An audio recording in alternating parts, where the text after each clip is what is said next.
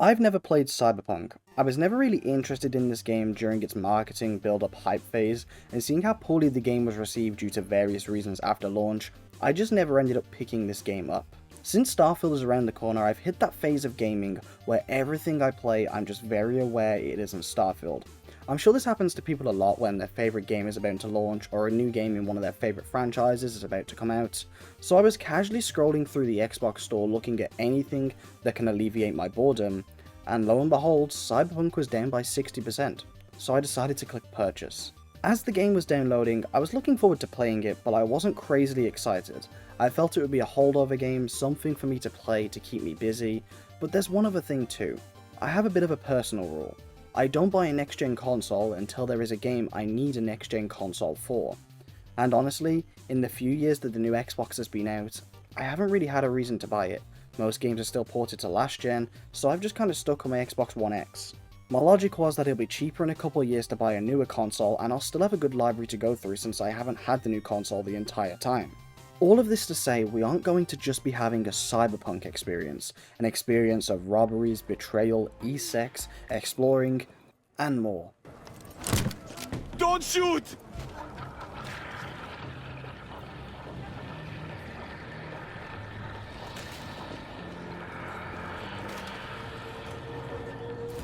But we're going to be having the last gen experience, an experience I've been told is supposedly subpar.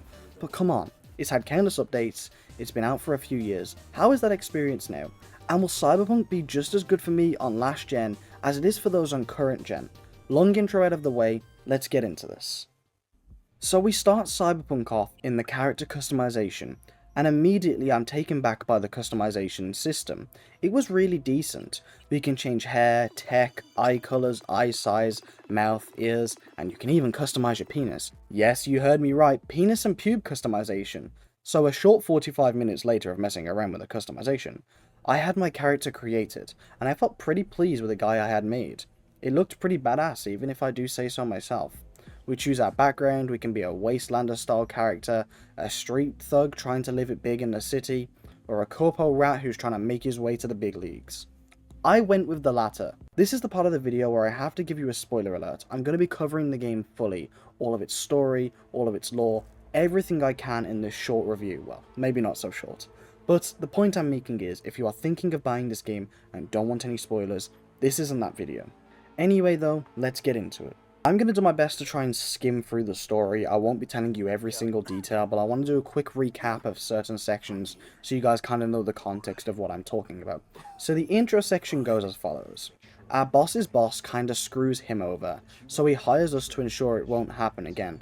He bluntly tells us that the job is something we cannot decline, despite us knowing how dangerous it is. He gives us his card with the information on our contract, and we decide to head to the bar to think it over with our friend Jackie. We decline a drink and tell our friend how bad stuff is in this situation, and then some men in black style agents decide to approach us. They take the chip off us and Jackie politely requests that they leave. They delete our info from the corporation, meaning that we're essentially fired and back to square one. It's certainly one hell of an opener to the game. So throughout this video, I'm going to be talking about my experience with elements on the game, and then talking about how I felt they were in last gen. So for this opener to the game, it was super badass, a really cool introduction to the characters, and it sets the game up for a nice clear motive, especially one to get out there into the world and explore, and try and rise through the ranks to make it big. It also gives us a real reason to kinda hate the company, which is Arasaka. Now to kind of just talk about my platform, so far into the game, and I wasn't far into it at this point, I didn't feel my platform was holding me back one bit. Graphically, the game's still stunning, it ran decently enough, I mean it was still 30 FPS, but honestly, I don't mind that. So, following our recent job loss, V, our main character, and Jackie start doing jobs for some fixers. We meet fixers, they give us lots of odd jobs to go around there, trying to make what cash we can. So one of the jobs we get is a woman is being sold piece by piece on the black market for implants. So we save her after killing a bunch of people, and this kind of serves as an introduction to the combat, which is pretty neat. It teaches about hacking, the combat, the stealth mechanics, and it's essentially a really good training level that's nice and interactive, and you can mess around with all the elements of play. We buy ourselves some weapons, and then meet with Vic, who's this awesome Ripper Doc who can give us these sorts of implants to help our character with special abilities. And it was at this moment I realised how big the RPG mechanics are in this game. You have armor, weapons, cyberware, character level, street level, and there's a lot to it. And honestly, it was kind of daunting to me at first. After doing a few odd jobs here and there, Jackie sets us up with a big time fixer, a guy that goes by Dexter Deshawn, someone who's known to be very chill until he isn't. We meet Dexter, who essentially introduces us to a job, and he tells us to get more information on this job from Evelyn Parker. Now, I know this is a lot of people who I'm going to be introducing, so if you haven't played a lot, I'm going to try my best to kind of keep it nice and simple and leave out a lot of small details and names, so hopefully it'll be nice and easy for you guys to understand. But at the same time, I do have to try and give you the plot and the structure, so try and take note of the names I do mention. Evelyn Parker basically tells us that we're going to perform a heist, and a big one at that. But whilst there, we get the impression that there's more going on to her than meets the eye. She offers us the job, and then offers us to fuck over the fixer, Dexter, which I politely declined and told Dexter about. At this point, I was trying to be the good guy, not trying to wrong anyone, just trying to get paid to do my job. And that's how I'm playing the game. Please do bear in mind, however, that this game has a lot of dialogue options, so a lot of people's playthroughs can be different to mine.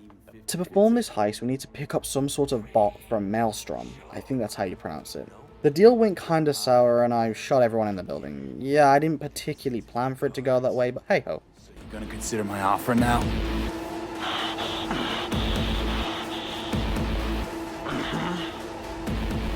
Bang.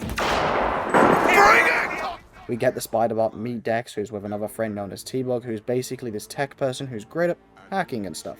And then with all those various setups done, it was heist day. For everyone wondering, don't worry, after this next part I'll be able to skip a lot of stuff story-wise, but this intro is quite big, and I want to cover it. So you and Jackie suit up, hop in a limo paid by Dexter, and arrive to the building. We sneak up to the top floor, crack the safe, and pick up some sort of chip in a briefcase that has to be kept cold. Unfortunately, as we do that, we are informed a bunch of people are flooding the top floor. But not for us. We panic and hide in this sort of one-way see-through wall, while Saburo Asaka got murdered by his own son. I won't go into it, but this guy's just a really big deal. He owns the Arasaka company.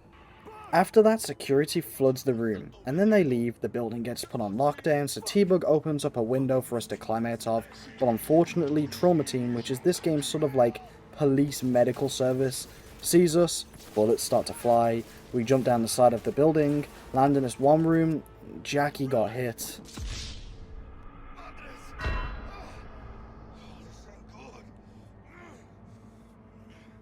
He notices that the chip's case is damaged. He quickly connects it to himself as to preserve the chip. We fight our way out of the building to the limo. We hop in the back of the limo and Jackie offers us the chip to hold on to because he's about to succumb to his injuries. Jackie was portrayed the whole time as this positive guy who was really ambitious and wanted more from life. Sadly, it was that ambition that got him killed. I'll admit, this moment got me, to be honest.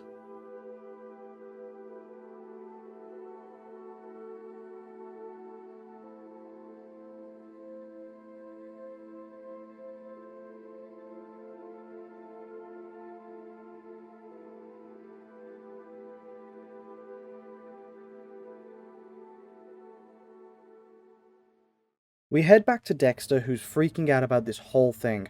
We say we need to sit down, figure some things out, and he offers his condolences towards Jackie. We head to the bathroom to wash our face off of Jackie's blood. And as we go to leave, we get a bullet to the head from him. He betrayed us. In that moment, we switch control to this rockstar character, Johnny Silverhand, played by Keanu Reeves, who decides to blow up a building in a major terrorist attack. There's a lot more to it, but this is kind of dragging on a bit. So the TLDR is we stage a terrorist attack as Johnny, get captured by Arasaka, we get put into something called the Soul Killer, which transfers Johnny's personality to a place called Mikoshi, which is basically a virtual prison for people's consciousness. And then we as the player wake up in the shipyard. Dexter and Saburo's old bodyguard, I'm going to try and pronounce this here, Takimaru? I'm sorry. Are there. Dexter catches a bullet off of him. He pulls us into the car and tells us we need to escape. We wake up in Vic's office, who tells us he has no clue how to get that chip out of us, and he doesn't even know how to get us out of this situation. That chip has the personality of Johnny Silverhand on it, and as time goes on, Johnny Silverhand, the terrorist, is going to take over our body in consciousness.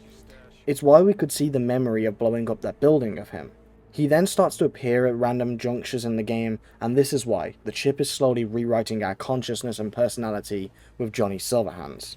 This basically sets us up for the next part of the game, which is basically about saving our character's own life and not trying to become this terrorist character. So from this point on, we get access to the full game, side quests, all the map, odd jobs, gigs, random encounters, etc. You know, the open world crime game experience. And I want to give us a nice big break from the main story here, considering how long that intro segment actually was. But we will go back to talking about it later, and I'll be sure to go back over some of the points that happened in the intro segment so we haven't forgot where we were, don't worry. So Night City is the map of this game, and it's a damn good one. Graphically, it's stunning. The city is really diverse and has tons of districts. You've got tall buildings with neon lights, and then you've got slum style areas as kind of a polar opposite. And one thing I will 100% say is that this is by far the most immersive and active city I've ever played in. Whilst it perhaps misses out on some of the sandbox elements of the city, it's just really full of life. It's kind of a typical bustling city. It feels like there's just people everywhere, and I kind of like that, and I think it really fits the chaotic themes of the game. I knew the game had a lot of life when it came to the map, but I never imagined that when it came to the last generation consoles, that I had any chance at really getting that full experience. I imagined that because I was on Xbox One, I wasn't really going to be able to experience the nice big city life. I was really expecting it to honestly just be kind of, just less, I guess, just kind of like a less busy city for performance reasons, but no. Honestly, it's fantastic. The game runs fine, and like I say, there's so much life to the city. It just feels like a really active map.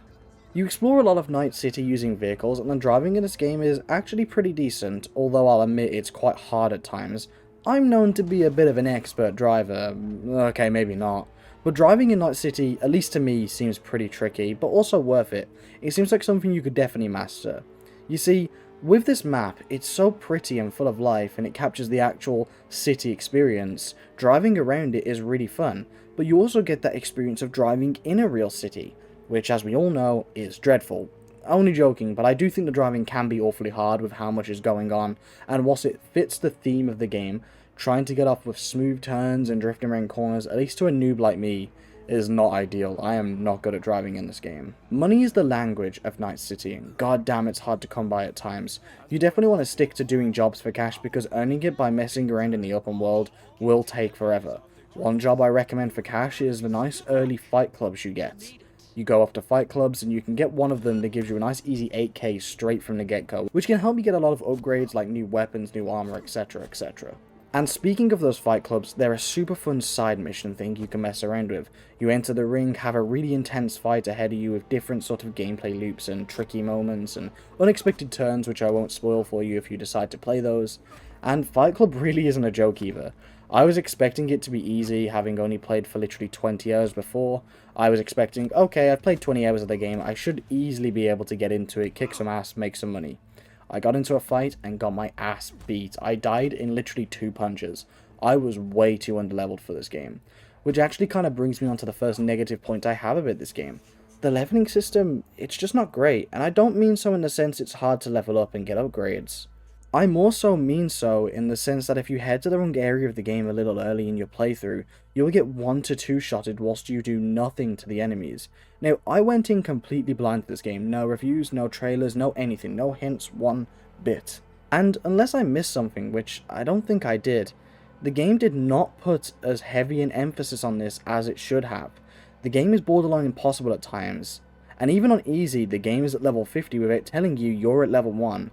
Now, there are some small indicators like red skulls above the enemies, and yeah, I guess that's kind of a hint that the enemies are way over leveled, but a lot of the time you don't really pay attention to that because you're just playing the game. How are you going to notice a small tiny icon next to the health bar when you're running around the city trying to kill people and just have a blast? And when I say they demolish you, I mean they demolish you. Like, it is borderline impossible to win some gunfights. You just can't. So half the time you're fighting this crazy hard enemy without knowing when you're going into it that you have practically no chance to win. And this applies to missions too. Now, admittedly, these missions do have a sort of difficulty prompt where it's like very hard or moderate. But honestly, it's not enough, because realistically, going in blind and having never heard about this game, when I saw a mission was very hard, I thought that it just meant that, well, the mission would be hard, not that I'm underleveled. You see, because as you level up, the mission difficulty changes, but it doesn't tell you this. So a once very hard mission will eventually go down to moderate when you're the right level for it, and instead of just having a recommended level, we just have this. So when I played, I'm like, okay, this mission's going to be hard, better gear up, not knowing that what I actually had to do was spend an extra nearly 5 hours leveling up so I can even tackle that mission head on. This really affected me in the Fight Club, and honestly, I just wish more of an emphasis was picked up. It doesn't ruin the game because when you acknowledge it and you're aware of it, then you can play the game nice and free. But when it comes to like being a newcomer to the game on your first playthrough, yeah, this threw me off completely. I was losing gunfights and feeling really cheated out of it. I was failing missions and having to get reset straight back to the last checkpoint, and it was just really annoying. And honestly, it's not ideal. There were plenty of times where I had to actually turn down the difficulty because I played on normal, and I had to turn it down to easy just so I could beat the mission because I was way in over my head without the game really telling me. And again, maybe I sound a bit harsh, but it was just really frustrating as a new player. And if it wasn't for the fact I was so invested in the story, I might have just played something else. I don't enjoy feeling cheated by the game, but I do want to state, like I say, when you understand the small signals, you can totally avoid it. So the UI of the game, it's alright. It was really confusing to me when I first got the game, but having played it a bit, it's a lot easier to understand, and it stores a lot of information into this game. And since this game's huge, I can 100% understand why it's so complicated. There's a million little tabs because there's a million little things you have to kind of mess around with and tweak, and whilst that is annoying and daunting to the player trying to learn the menus, it just has to be that way. Combat itself is actually quite fun with a lot of ways to play the game. You can go full Agent 47, stealth taking down and killing enemies and storing bodies using suppressed weapons, or you can be a wisecracking pacifist who tries to leave every situation with a conversation, not a bullet. Or you can be like me, who tries to do both of those routes but is so bad at the game, they have to end up going in guns blazing. Every situation, I try to do stealth. I sneak through the level, I get spotted, I'm shooting them with an AK-47. It's not what I want to do, but it's just the life I've chosen. Speaking of stealth, it's relatively hard, but really fun when you get to grips with it. Like, at the first time I played this, I was really struggling with the stuff. I was like, how are you spotting me? But then when you start to mess around with like quick hacks and learning to disable optics and stuff, it can be really fun and really satisfying to play through. But what I will say is the game definitely caters to plenty of playstyles, and that's something I really enjoy. So, after all that, let's get back to the story. This is part 2. So as a quick recap, we used to work for the Arasaka company. We got told to do a job, got halted by goons, got fired, did odd jobs around the city, we met a fixer, we met an informant, we pulled a heist, we lost our best friend Jackie, we got betrayed by Dexter, we started sharing a consciousness with Johnny Silverhand, who was a terrorist on the chip we heisted, and our new objective is to find a way to survive before we become merged with Johnny Silverhand, who takes over our consciousness and body. Hopefully that recap can bring you back to speed, but if you feel the need to go back and watch the first part of the story again, totally makes sense to me. So at this point we have 3 people we know are a good start. We have Takimura, I can't say his name right, we're going to call him Goro from this point on, because apparently that's how his first name is pronounced. I don't know, I'm trying over here. It's that or Dave. So Goro is the guy who saved our life, and we could go to him. We also have Evelyn, the person who gave us the information on the heist, who may have some information on the chip we actually heisted. And someone we haven't actually mentioned up until this point. I kind of excluded their names because we were already throwing out a lot of names, and I just basically chose to try and mention as few as possible. So Judy is Evelyn's friend, who basically gave us some information on the heist using a machine called the Brain Dance. Lots of big words, but basically we could also go to Judy for help. Now, there's a lot of stuff that happens in the story from this point, and once again, for your benefit, I'm going to do my best to skim through it because the next bit is quite a lot of words. Hopefully you guys can still follow. Sorry if I keep pausing and saying this stuff, but I just want to make sure you guys are on board with me. So what I decided to do was follow Judy and Evelyn, as it seems they would have our best interests at heart, considering that they didn't betray us, Dexter did, and they also had previous information on the chip. They probably still want it. And whilst she was a little bit suspicious at the beginning, she's basically the most trustworthy lead. Do we really want to go back to the bodyguard of the man who owned Arasaka, the company that messed us up in the first place? Maybe not. They already think we killed the leader of the company. So we don't know too much about Goro, and honestly, he may just want to kill us and take the chip back in general. He does not have our best interests at heart. So I called Judy and she said she didn't want to talk about Evelyn, so I arrived at her place, a place called Afterlife, and it turns out she hasn't seen a great deal of Evelyn either, except she did have a cigarette case with a club on, so we go to the club to try and find and track down Evelyn from there. We go to the club, we meet a character who's not very cool, and we get some information and head on our way. A lot of stuff happens, but to keep it short, we finally find Evelyn, who's been in pretty rough shape. She's basically been having her cyberware harvested, if I remember right. Speaking of which, I want to say I'm just doing this all from memory, so excuse any mistakes I make. Anyway, we save Evelyn and take her to Judy's place, and she's been pretty beaten up, so we give her some space, as it's been a quite rough time for her. Whilst doing other odd jobs and side missions in the game, we get a call from Judy that she needs us right now. We rush over to Evelyn's place and find out that she has committed suicide. Yeah, pretty deep. Judy is heartbroken, and Judy works her magic to get us a brain dance, a type of technology that allows us to view memories in a drone-like view where we can scan for evidence, etc. We find out that the Voodoo Boys were behind it. The Voodoo Boys are kind of like this gang entity in the game. We meet with the Voodoo Boys, do a few tasks, and basically what we're trying to do at this point is get on the Voodoo Boys' good side, as they can help us go to a place to meet one of Johnny's friends called Alt. At this point, Johnny decides basically that he wants to help us kind of get rid of the chip and save our life, so he can also go out and live his life, and at this point it's when you start to basically team up to solve the issue, opposed to basically going against Johnny. Point being, we relive one of Johnny's memories that shows us how he and Alt were a thing back in the day, and that he lost her due to Arasaka, which is what fuels the hatred for them from Johnny's side. We learn that just before Alt was killed, her consciousness was uploaded. I'll be honest, even for me, it gets a little bit tricky to understand what's going on, and it's a lot of information, but I promise you towards the end of the story it makes more sense. But the point being is, since Alt has been there a while and Johnny is basically residing there currently, the plan is that Alt will be able to help us get rid of this chip, save V's life, and save Johnny. Makes sense, hopefully. It's a lot of information, and I am trying to condense it, but it's just complicated. I'm very aware I've just dropped so much information on you all, and you're all really confused. I myself, when reading the script back, was just like, this is going to be so hard to explain. So I thought what I'd do right now is kind of sum it up for you and also give you my thoughts on the story so far. So realistically, if you're ever confused about where we're at so far, in this second part of the story segment, we followed Evelyn's lead and Judy's lead, and that led us to the Voodoo Boys. The Voodoo Boys then led us through many tasks and jobs to Alt Cunningham. Now, Alt Cunningham is basically saying that she, who invented the Soul Killer, can disentangle Johnny and V's personality traits to let them both live full lives if she can get us into a place called Mikoshi. That's all you really need to know. Hopefully that kind of made some sense to you all. It's all really confusing, and even reading the script back, I've had to edit so many segments that I thought I understood, but I actually got completely wrong. So if you've played the game and there's any moments here where what I'm saying perhaps doesn't exactly line up with your playthrough, just know I've had to edit lots of bits to try and make it all fit better with the story of the video. Otherwise it would just be so much information at once, it would overload people. I've essentially got to condense a 30-hour story into like 40 minutes for the story segments, so I've got to cut corners and kind of make things flow better whilst missing key steps, if that makes sense. But to kind of comment on the story so far, it's absolutely phenomenal. Like, I was really enjoying it at this point. I was having the time of my life playing through it.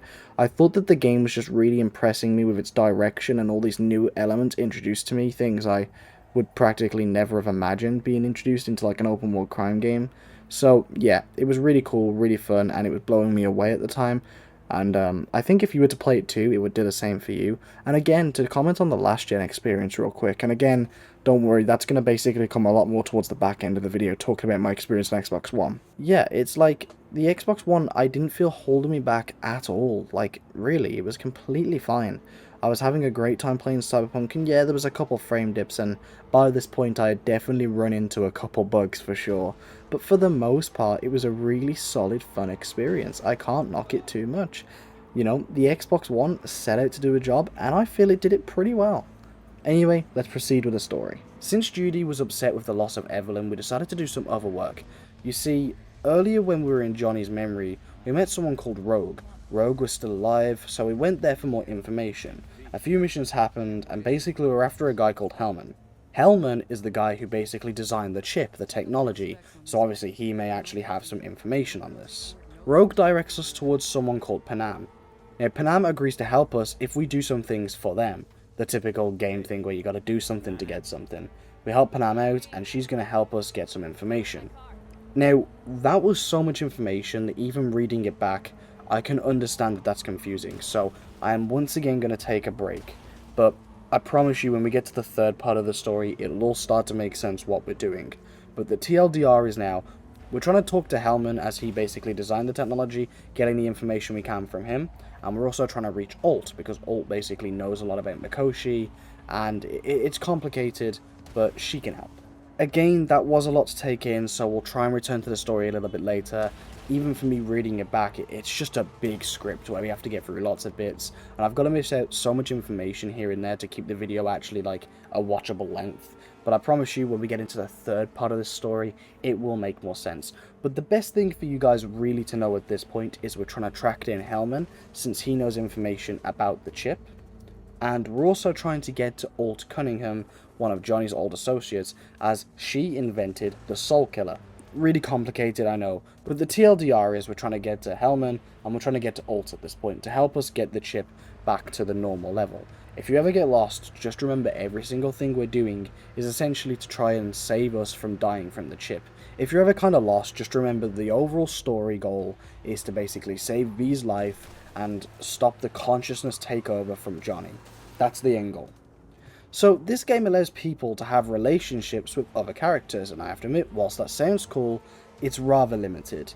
It's not a problem, but every character and every voice type only has one possible interest. And when it comes to RPGs, you want to kind of play as yourself, and I feel like when you're limited to one single interest in the game, it's not very cool. For example, imagine playing Skyrim, that map's so expansive, that world's so expansive, but in the entirety of the map you could date one person depending on what race you pick at the start of the game.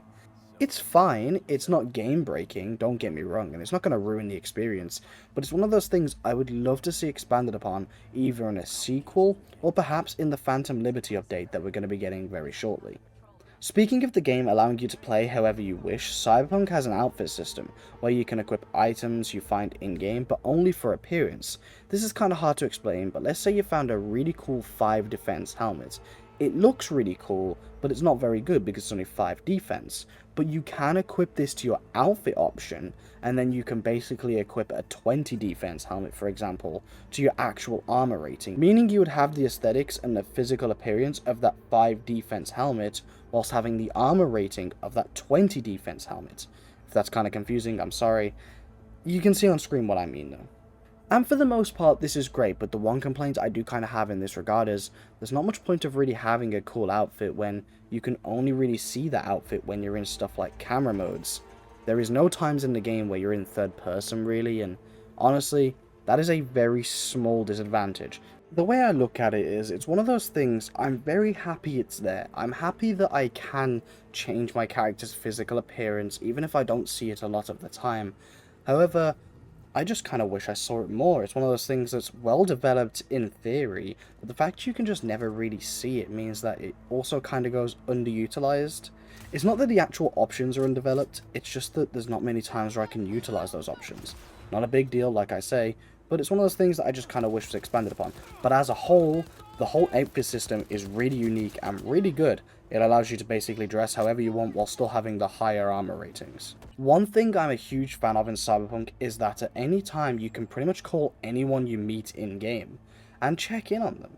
Sometimes they'll have answers to things that maybe happened on previous missions, you can do some follow-ups, or you can basically just ask them how they're handling certain things. For example, as I mentioned earlier, Jackie sadly passed away in a mission, so you can actually call his phone later and leave sort of a final message to his voicemail, and it's quite heartbreaking to be honest. But as another example, you could also call up his mom, ask how she's handling things, ask if she's getting along with Jackie's girlfriend, and it's just one of those things that really adds to the world building. It's things like that that make the city, the map, and the story, just the whole game feel really lived in and have that circle of life. And you don't see it a lot in games, and I think we need to start seeing it more personally. This is one of those things that should be a very good trend in gaming and needs to happen in pretty much any RPGs out there. Now let's talk boss fights. Now, one thing I'm a huge sucker for in games is boss fights. I love the idea that I spent a long period of time gearing up, practicing combat, and improving myself to prepare for a massive showdown. This game handles them really well. They're typically really hard, even on easy, but not impossible. You always feel you can level up and make sure you're more than ready, which I like. The game certainly isn't any sort of joke. You do genuinely have to try, especially if you're underleveled. But it never comes across as impossible, again, unless you're in a situation where you're like fighting level 20 enemies and you're level 3. As long as you're semi-prepared and semi at the right level, you can basically go into any boss fight and have a good time. However, it's one of those things that kind of calls back to earlier where I wish it was a bit more clear that you were the right level. So finally, on to part 3 of the very long story review. If you remember, we're after Hellman because he designed the chip. So with Panam, we basically managed to grab him, and he basically told us there's nothing we can really do with it going to his boss, which we didn't really want to do. So he gave us some blueprints and told us that if we know anyone who's better to help us, the blueprints will help.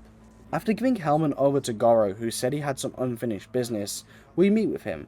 Goro decides that he wanted to meet with an old friend and explain the true death of Saburo Arasaka, and explain it was actually his son that killed him. So he could hopefully have a meeting with the daughter of Saburo Arasaka, but unfortunately he didn't seem to believe any of the story, but he did mention that there was going to be a parade. If you remember, Goro pretty much lost everything after Saburo was killed. He was the bodyguard for Arasaka, and Arasaka have basically been hunting him down for the murder itself. He wants to prove his innocence and his loyalty back to Arasaka and get justice for Saburo, who was killed. So we need a fixer and we head to Wakako, and just before we get into the next part, I want to say at this point our relationship with Goro is just about proving our innocence and getting justice. This isn't basically tying into the whole chip situation at this point. It's more so to prove the innocence against Arasaka and actually get some justice for what happened in that situation.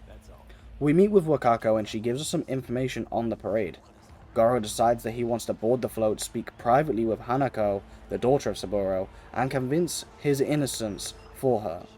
This doesn't really go to plan, however, and Goro decides to shoot her with some sort of tranquilizer and take her to a hotel. We sit down, we tell her about the relic that's been overwriting our psyche, and that her brother actually is the murderer. But at that time we get ambushed by Arasaka. The building crumbles and Goro is gone, whilst we barely escape to a motel. Hanako has a proxy, someone who basically she is speaking through the consciousness of. The proxy knocks the door and says that Hanako actually believes us and that we aren't lying. She wants to take down Yorinobu Arasaka, but in return we ask for some information on Mikoshi. Mikoshi is basically an archive of personality constructs, a place where people's consciousness stays digitally. She says we need knowledge of the relic itself, and I don't know if I made this clear, but the relic is the sort of chip thing. So if I ever say chip or relic, I'm usually talking about the thing that has Johnny's consciousness on. The story is quite long, and I'm sorry if I'm making you lose track here. It's all over the place, and I'm doing my best to shorten it as much as possible. Anyhow, she says she'll get in contact with Hellman. We also explain to her that we've met Alt Cunningham, who made the Soul Killer. Now, the Soul Killer is basically the process of immortality. Like I say, it's where people's personalities can be uploaded digitally to Mikoshi. So essentially at this point, we've got the person who made the relic, the person who invented the process, and the daughter of the Arasaka family at our disposal, who may have information on said relic, and Mikoshi. So currently we're making progress on getting help for the relic and proving our innocence for the murder of Saburo. Hopefully this now ties it all together and it kind of makes more sense. Hanako arranges for a meet in person. Johnny does not approve. As we leave the motel, the relic effects really start to set in. We almost flatline, which is this game's version of basically dying or getting smoked if you're a Saints Row fan. But Johnny takes over. He takes us to a hotel, he shows us some dog tags, tells us a story about himself and the man who sacrificed himself for him. He then asks us to keep the dog tags as a reassurance that when the time comes, he'll agree to be wiped out and sacrifice himself for V. Quite a touching moment. Honestly, Johnny is portrayed as a bit of an ass throughout the entire game, but at this moment you can see how he kinda comes round and just shows that little bit of compassion towards V in his situation. V is a dying man on borrowed time, and Johnny is taking over him unwillingly. But in this moment, Johnny basically goes, V, it's okay. When the time comes, I'll let you have your body back. I will leave peacefully.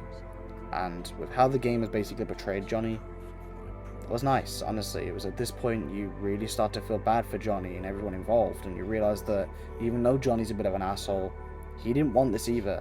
It's all just a situation nobody actually wanted to take place. We finally meet with Hanako, who tells us that she knew of her brother killing her father, but she didn't want to act on it because he is family. But due to the fact he clearly doesn't care about family, she's being forced to act now. She says she knows of an access point to Mikoshi. She will help us get rid of the chip if we help her get rid of her brother. We start having issues with the relic, we pass out and wake up in Vix, who tells us we aren't going to last long. This is our last chance, and we really have to take matters into our own hands. He gives us the choice of two medications, one that will let Johnny take the wheel, and the other keeps the weak V in control. If we go with Johnny, we go to Rogue, and brute force our way into the tower. If we go with V, we work with the daughter of Arasaka to get ourselves into Mikoshi, by exposing the murder at the start of the game. We take both of the medicines with us whilst we're figuring things out, and say what seems to be one final goodbye to Vic. Can't thank you enough for all you've done, Vic.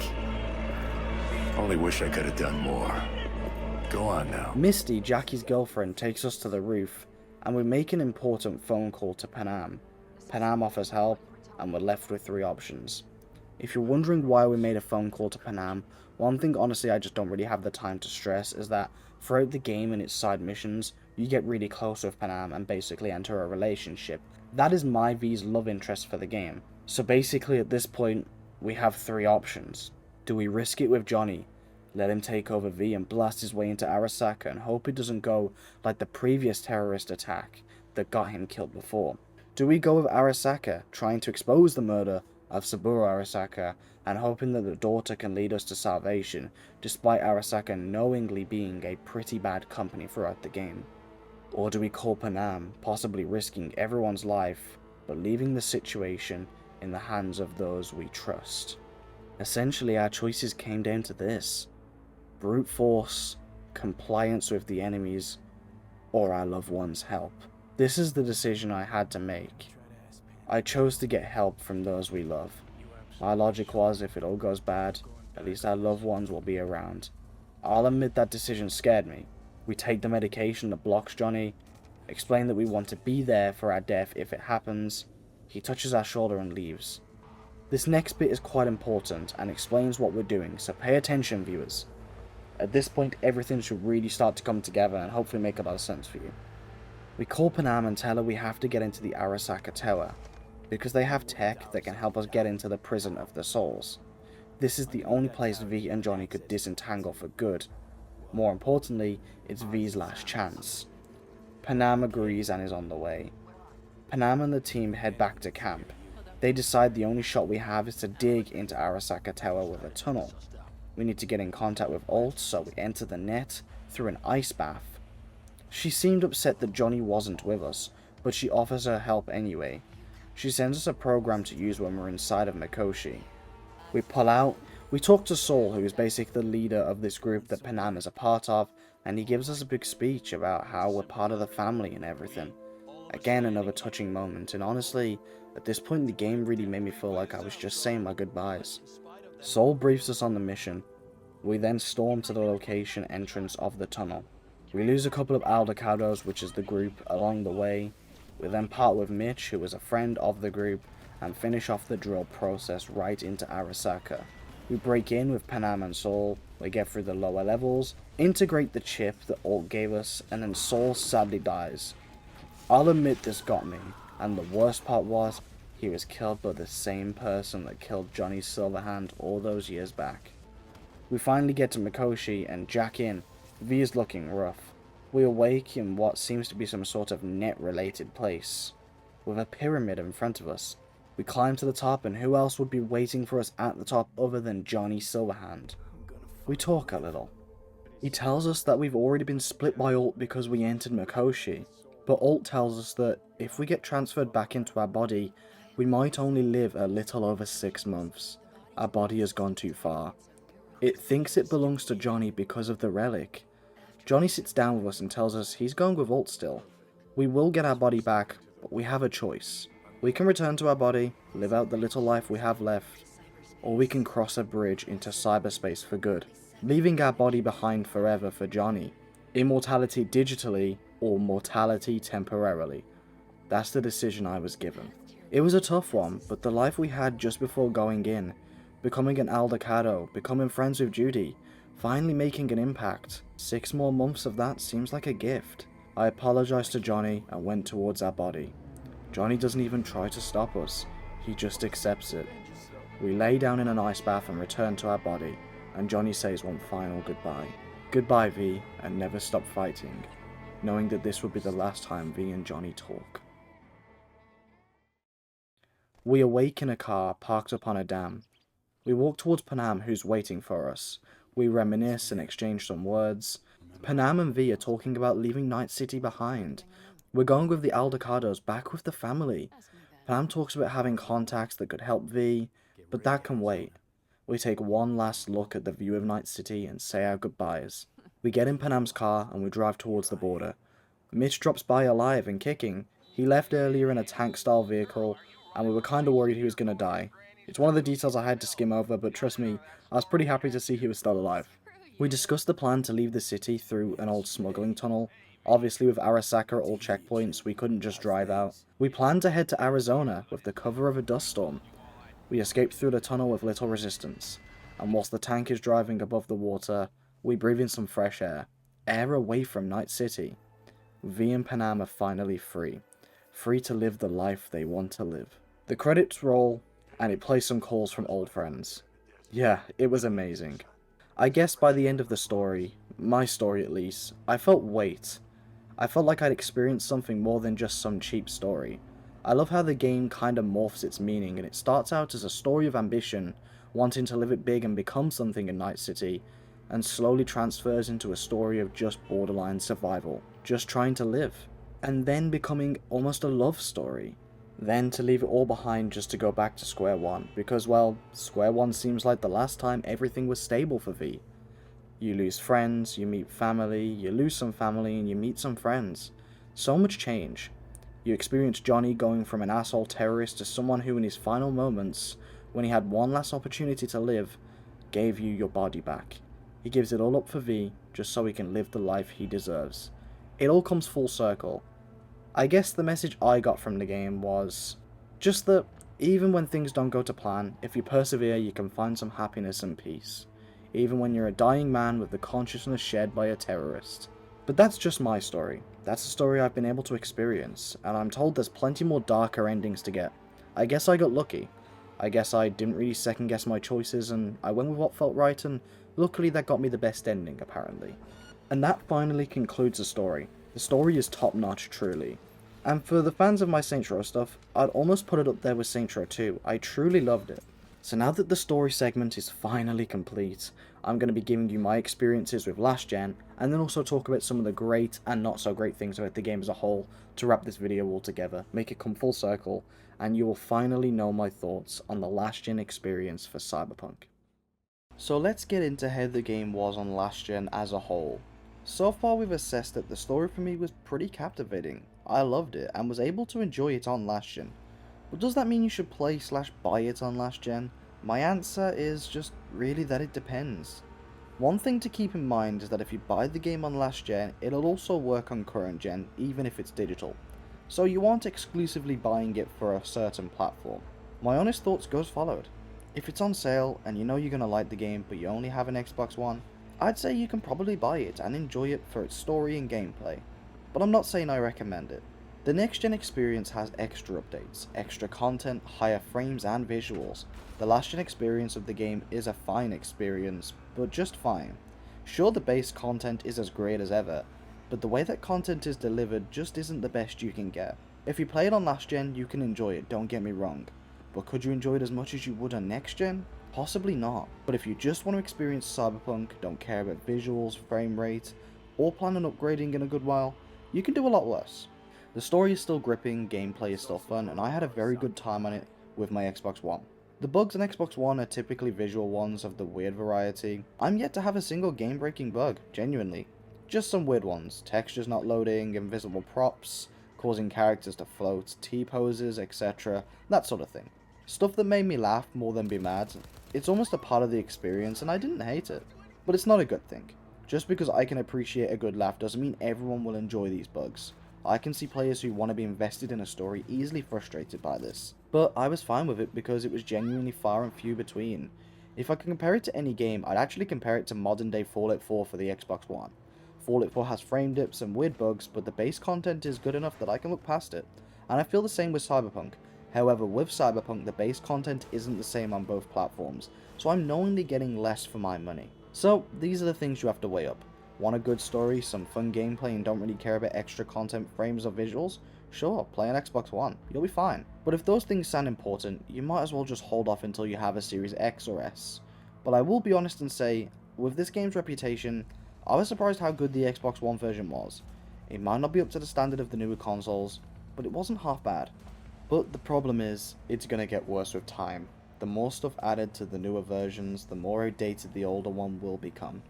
The Phantom Liberty update / DLC will be huge, and old gen players will miss out on that in just a couple of short months. I've also heard that CD Projekt Red are gonna do some sort of mini overhaul to the game.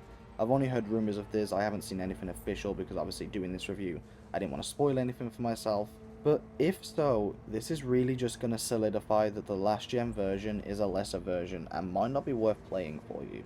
I'm quite looking forward to the new Phantom Liberty update, and since I have an Xbox One version of the game, I'll have to upgrade my console to play it, but not my actual game. So I guess for me, I don't feel any wasted potential on last gen, at least in my playthrough. Once I buy a new console, I'll update Cyberpunk and be set to play with all the new stuff. So another angle to look at it could be as if you want to come and play the base game now, and then come back to a better experience down the road when the new DLC drops, you could do that with the Xbox One version as well. It'll be up to you to determine whether the last gen version is up to the standards you'd like. For me, I truly enjoyed it, but it's got flaws, and quite a few. With that out of the way, let's get into the rest of the video. I thought now I'd discuss some of the things I really hope improve in some updates or a sequel. But bear in mind, I haven't watched or played the next gen version of the game, so I don't know if these issues are fixed here.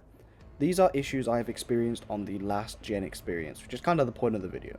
First of all, my biggest issue with the entire game is its sandbox. Cyberpunk gets the big stuff right. Map is great, driving is great, combat is great, NPCs are cool, yet at times it still falls flat with one of the biggest issues that plague most open world games. Once the main campaign is done, there isn't much replayability. Sure, you can replay the story or perhaps maybe do the rest of the side missions, but when you're in that open world, there's not much more to do than see the sights, mess around with the very small sandbox elements it does have, and well, that's kind of it. You just kind of drive around shooting a few enemies. It's not going to ruin the game though. I think the story and the side stuff being so long, you'll definitely be hooked for a good enough amount of time, but I do think it's one of the biggest downfalls with the game, I guess. Another issue I have with this game is its wanted level system. Max stars and 1 star really aren't that different. Couple extra enemies, couple unique ones, nothing in comparison to GTA, Saints Row, or even Watch Dogs. I think it's something that should perhaps be considered for an overhaul, if it hasn't been already. It's one of those things that makes the game really fun to just kind of cause chaos in. One thing I used to love about GTA 5 in specific was shooting a bunch of NPCs and then going on the run.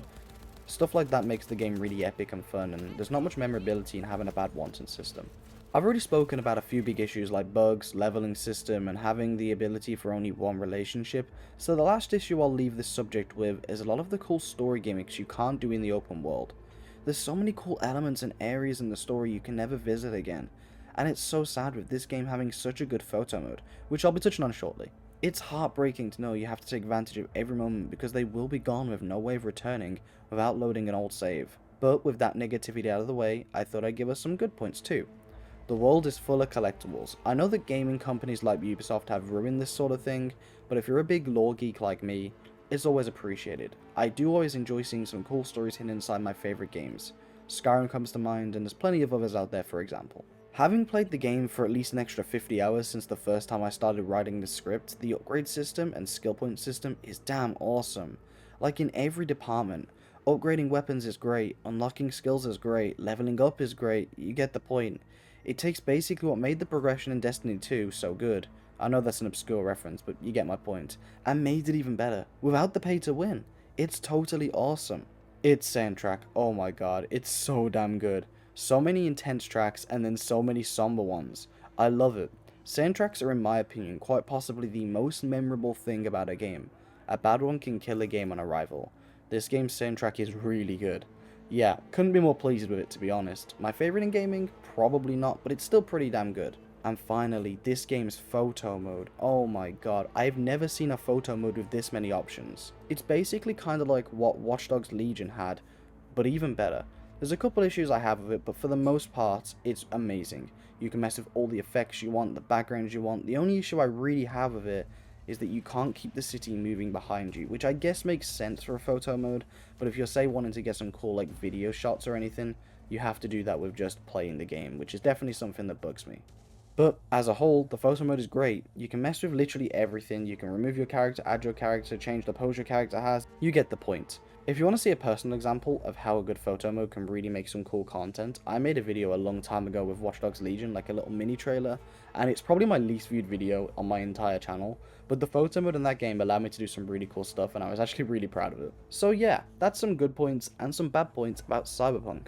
All in all, I've really enjoyed my time with Cyberpunk. Sure, the last gen version might not be the pinnacle of gaming or anything, but I was able to get a lot of joy out of it, which you can't say for a lot of games these days. I can see why longtime fans were underwhelmed at launch, and why this game was at one point so hated, but right now, today, I like what I played. It's one of the few games in recent years I sat down and felt motivated to cover. The last gen Cyberpunk experience is a weird, funny, awesome, sad, badass experience, and I loved most of what I experienced. Just because it wasn't a definitive way to play doesn't mean it wasn't an amazing experience altogether. It motivated me to make my biggest YouTube project of all time, and not many games can do that, and I don't know if many will ever again. So that's it. Finally. The Cyberpunk last gen experience. To say making this video has taken a toll on me would be an understatement. It's long, and it was definitely time consuming, but most importantly, it was the most fun I've had working away at a project in a really long time. I can't wait for the next one, seriously. Thank you guys so much for watching. I feel a little pressure putting out this one knowing you guys have waited so long for it, so I appreciate you giving me your attention. I want to thank the people who applied for the video QA team, who watch the same stuff over and over to give any input they can. They will be listed at the end. As for the future, I said I'd touch on this in some previous stuff, and I will now. My content will have a shift from this point onwards. Every year you'll get a video like this, maybe 2 a year if I can get them out in time. A video I aim to be the best product I've ever released. The video that tops all the previous ones. I think if you've watched my channel, you can tell this one took a lot for me to make, but I'm real proud of how it turned out. I can't wait for the next one.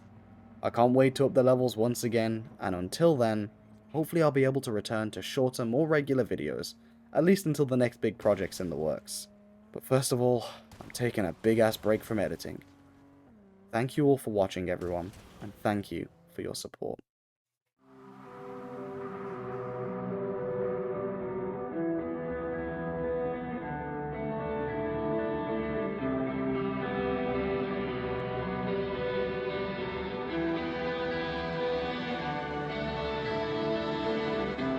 A thing of beauty, I know,